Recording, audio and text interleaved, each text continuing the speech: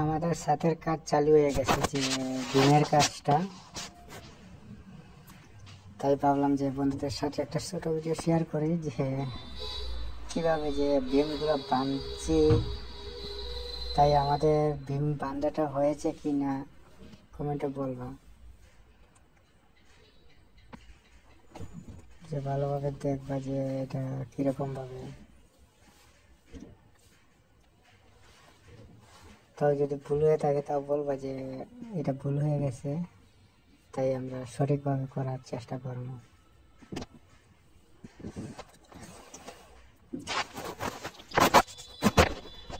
আর এই যে স্কোয়ার ফিটের ছাদ,